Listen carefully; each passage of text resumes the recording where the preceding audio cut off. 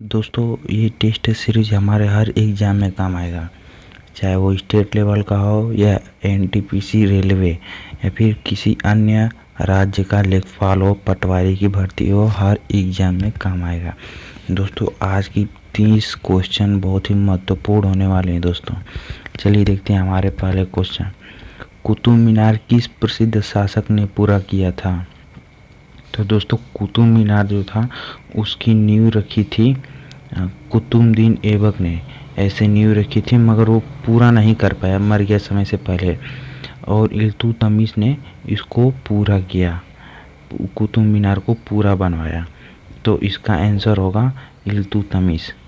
इल्तुतमिश ने कुतुब मीनार को पूरा किया था। अगला क्वेश्चन है दोस्तों, लाख बख्श की उपाधि किस शासक को दी गई थी? तो दोस्तों लाख बख्श की उपाधि कुतुबुद्दीन ऐबक को दी गई थी। ये दोस्तों लाख बख्श था, इसको उपाधि दी गई थी। हमारा अगला क्वेश्चन है दोस्तों, निम्नलिखित में से वह दिल्ली का सुल्तान कौन था जिसकी मृत्यु पोलो खेलते वक्त हो गई थी? तो दोस्तों कुतुबुद्दीन ऐबक था, इसकी मृत्यु पोलो खेलते वक्त हो गई थी। दोस्तों अगला क्वेश्चन है, उत्तरी भारत की प्रथम महिला मुस्लिम महिला शासिका कौन थी? तो रजिया सुल्तान थी। दोस्तों ये इसका आंसर होगा ए वाला, रजिया सुल्तान दिल्ली की प्रथम महिला शासिका थी। दोस्तों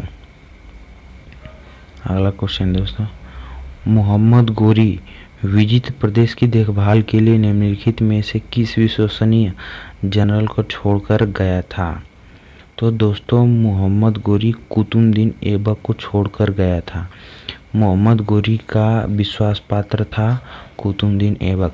मोहम्मद गोरी जिस किसी भी क्षेत्र को या प्रदेश को जीता था तो अगले देश के विजय पताका पर निकल जाता था और उस देश की देखभाल के लिए कुतुबुद्दीन ऐबक को छोड़कर जाता था। अगला एक प्रश्न दोस्तों, रजिया सुल्तान किसकी बेटी थी? दोस्तों ये बहुत ही महत्वपूर्ण क्वेश्चन है दोस्तों, जो हर जगह कई बार एग्जाम में पूछ चुका है। तो अल्तमश की बेटी थी, रजिया सुल्तान अल्तमश की बेटी थी। अगला है दोस्तों, दिल्ली के सुल्तान का पद संभालने से पहले बलबन किस सुल्तान का प्रधानमंत्री था? तो दोस्तों दिल्ली का नसीरुद्दीन का प्रधानमंत्री था। दोस्तों नसीरुद्दीन को मारकर बलबन वहाँ का बादशाह बन गया, राजा बन गया, सुल्तान बना। तो नसीरुद्दीन इससे पहले शासक था। दिल्ली सल्तनत का राज्यकाल कब समाप्त हुआ? तो दोस्तों दिल्ली सल्तनत का राज्यकाल 1498 में समाप्त हुआ। दोस्तों बाबर ने आक्रमण किया और दिल्ली पर अपना राज्य कर लिया, तो वहाँ से मुगलों का राज्य शुरू हो गया और दिल्ली सल्तनत समाप्त हो गया। निम्नलिखित में से किसको शक्तिशाली सैन्य बलों में से एक समूह चिहालगिनी के विनाश का श्रेय दिया जाता है? तो दोस्तों बलबन, ये चिहालगिनी का विनाश का श्रेय इसी को दिया जाता है। अगला है दोस्तों, चंगेज खान ने अलाउद्दीन का पीछा करते हुए किसके शासनकाल में भारत की सीमाओं पर आक्रमण किया? तो दोस्तों चंगेज खान इल्तुतमिश का पीछा कर रहा था और भारत पर आक्रमण कर दिया था। अगला है दोस्तों, दिल्ली के खिलजी सुल्तान थे, मतलब दिल्ली के खिलजी सुल्तान कौन थे? तो इसका होगा दोस्तों तुर्की। दिल्ली में जब खिलजी सल्तनत आया तो उस समय वो कहाँ खिलजी लोग कहाँ के आए थे और भारत में बस गए थे? तो वो जो खिलजी लोग थे तुर्क से आए थे और भारत में आकर बसे और यहाँ पर अपना शासन किया और आधिपत्य जमाए रखा।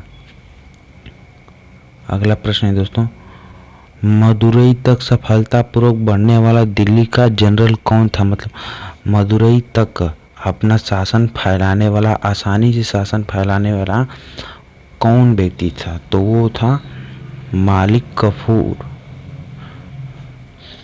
दोस्तों ये था, राजा नहीं था, ये किसी का विश्वास पात्र था। और ये अपने राजा के आदेश पर हर कार्य करता था और इसने बहुत ही बड़ा पद हासिल किया। अपने राजा के मर जाने के बाद यही गद्दी पर बैठा था और यही कोहिनूर हीरा जीत कर लाया था। स्वयं को दूसरा सिकंदर सानी कहने वाला सुल्तान कौन था? तो दोस्तों बी, अलाउद्दीन खिलजी। दोस्तों इसको भी हरा पाना बहुत ही मुश्किल होता था, ये स्वयं को सिकंदर मानता था। अगला प्रश्न दोस्तों, किसके शासनकाल में सबसे अधिक मंगोल आक्रमण हुए?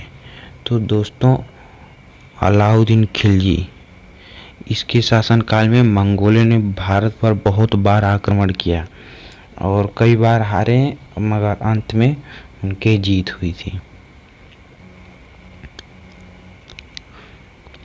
मोहम्मद बिन तुगलक निपुण था, मतलब मोहम्मद बिन तुगलक किस क्षेत्र में निपुण था? तो वो था दर्शन में, दर्शन शास्त्र में। मतलब कि उसकी जो भी इच्छा होती थी वो वहाँ पर जाकर देखकर पूरा करता था। सुल्तान वंश की विशालता स्थायी सेना किसका भुगतान सीधा राज्य द्वारा किया जाता था बनाई थी? तो दोस्तों इसका आंसर होगा अलाउद्दीन खिलजी। मतलब सुल्तान वंश की विशाल स्थायी सेना जिसका भुगतान सीधा राज्य द्वारा किया जाता था, मतलब कि विशाल सेना थी और वो दिल्ली सल्तनत छोटे छोटे टुकड़ों में बटा था, तो वहाँ की सारी सेना को वेतन और उसकी देखरेख प्रत्येक छोटे छोटे राज्य करते थे। पूरा संभालना मुश्किल हो जाता था अलाउद्दीन खिलजी को, तो उसने छोटे छोटे राज्यों को सेना संभालने के लिए दे रखा था उनको अधिकार। अगला प्रश्न है दोस्तों, दिल्ली के किस सुल्तान ने एक रोजगार विभाग, एक दान विभाग और एक परोपकारी चिकित्सालय की स्थापना की थी? तो दोस्तों फिरोज तुगलक, इसका आंसर होगा ए वाला। फिरोज तुगलक ने रोजगार विभाग बनाया, एक दान विभाग बनाया, एक परोपकारी चिकित्सालय बनाया। ये बहुत ही उदार टाइप का था दोस्तों। अगला प्रश्न है, इब्न बतूता किसके शासनकाल में भारत आया? इब्न बतूता दोस्तों बता दूं कि एक राइटर था, लेखक था और दर्शन शास्त्र भी था और इधर उधर घूमकर अलग अलग देशों में उनकी जानकारी लेकर अपना अध्ययन पूरा करता था। तो दोस्तों ये आया था मोहम्मद बिन तुगलक के शासनकाल में भारत आया और उसने एक पुस्तक भी लिखी है दोस्तों। अगला है दोस्तों, सन 1329 और 1330 के बीच किसने तांबे के सिक्के के रूप में प्रमाण स्वरूप मुद्रा प्रचलित की? तो दोस्तों तांबे का सिक्का जो था वो मोहम्मद बिन तुगलक के शासनकाल में चला था। इसी ने तांबे का सिक्का सर्वप्रथम ढलवाया था। अगला प्रश्न है दोस्तों, दिल्ली के निम्नलिखित सुल्तान में से किसे इतिहासकारों ने विरोध का मिश्रण बताया है? तो दोस्तों अलाउद्दीन खिलजी। अलाउद्दीन खिलजी का दोस्तों बहुत नाम आ रहा है, उसके बारे में ज़रूर पढ़ना चाहिए। मैं बहुत बेहतर से बेहतर इसका नाम लेकर और इसके बारे में प्रश्न उठाकर आपको प्रैक्टिस करवाता रहूँगा। इसे विरोध का मिश्रण मत बताया गया क्योंकि सबका विरोध करता था और अपने आप को बहुत बलशाली मानता था। दोस्तों अब पिछले क्वेश्चन में बताया था कि ये अपने आप को सिकंदर मानता था, विश्व विजेता मानता था। अगला प्रश्न दोस्तों, किस कारण से मोहम्मद बिन तुगलक असफल व्यक्ति था? तो मोहम्मद बिन तुगलक का असफलता का कारण था वह व्यापारिक राजनेता नहीं था। दोस्तों अगर व्यापार एक दूसरे से स्थापित किया जाए तो मित्रता बढ़ती है और देश की जनता को भी अच्छा लगता है और आर्थिक व्यवस्था में सुधार आता है। तो वो व्यापारिक से संबंधित नहीं था, वो अपने आप में और युद्ध नीति से कोई काम करता था। अगला प्रश्न है दोस्तों, किस वंश के सुल्तान ने सबसे अधिक समय तक शासन किया था? तो दोस्तों इसका आंसर होगा बी, तुगलक वंश। दिल्ली सल्तनत के काल में तुगलक वंश था जो बहुत अधिक समय तक शासन किया था। अगला प्रश्न दोस्तों, लोदी वंश की स्थापना किसने की? तो दोस्तों लोदी वंश की स्थापना इब्राहिम लोदी ने की थी। अगला प्रश्न है दोस्तों, निम्नलिखित में से किस शासक ने सिंचाई तथा लोक निर्माण कार्य पर पर्याप्त ध्यान दिया था? दोस्तों सिंचाई तथा लोक निर्माण पर पर्याप्त ध्यान फिरोज तुगलक ने दिया था। दोस्तों इसने व्यापारिक और अपने कृषि संबंधी, राज्य की आर्थिक व्यवस्था संबंधी बहुत ध्यान रखता था इसके बारे में और प्रत्येक कार्य को सावधानी पूर्वक करता था।